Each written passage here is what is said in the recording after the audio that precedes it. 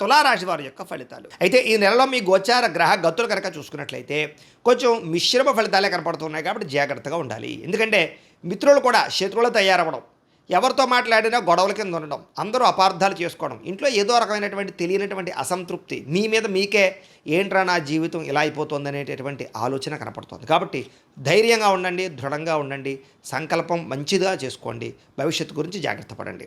డబ్బులు కూడా ఏంటంటే వచ్చినట్టు వస్తాయి, ఖర్చు అయిపోతూ ఉంటాయి.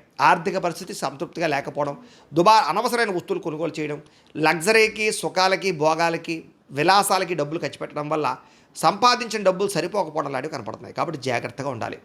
అలాగే కావలసిన వాళ్ళతోటి, మిత్రులతో వివాదాలు కనపడుతున్నాయి. ఇంట్లో కుటుంబ సభ్యులతో వివాదాలు, అన్నదమ్ములు, అక్క చెల్లెళ్ళతో వివాదాలు, మనస్పర్ధలు, మిస్అండర్స్టాండింగ్లు కనపడుతున్నాయి. కాబట్టి జాగ్రత్త. ప్రయాణాల విషయంలో కూడా జాగ్రత్త. మీరు సరిగ్గా వాహనాలు నడుపుతూ ఉన్నా అవతల వాళ్ళు వచ్చి గుద్దడం కానీ, స్క్రాచెస్ పడడం కానీ, డెంటింగ్లు కానీ, రాంగ్ పార్కింగ్లు కానీ, సిగ్నల్ జంపింగ్ల వల్ల కానీ, లేదా పొల్యూషన్లు, ఇన్సూరెన్సులు కట్టకపోవడం వల్ల కానీ ఇబ్బందులు కనపడుతున్నాయి. జాగ్రత్తలు తీసుకోండి. సీట్ బెల్ట్లు, హెల్మెట్లు ఖచ్చితంగా పెట్టుకోండి.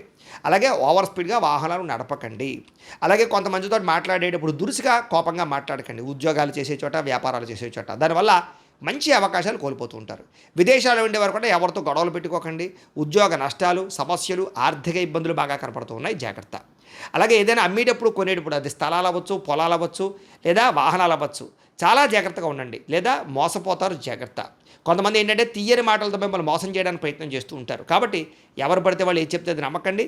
పెట్టుబడులు పెట్టేటప్పుడు చాలా జాగ్రత్తగా 1కి 10 సార్లు ఆలోచించే ఎందులోనైనా పెట్టుబడులు పెట్టండి.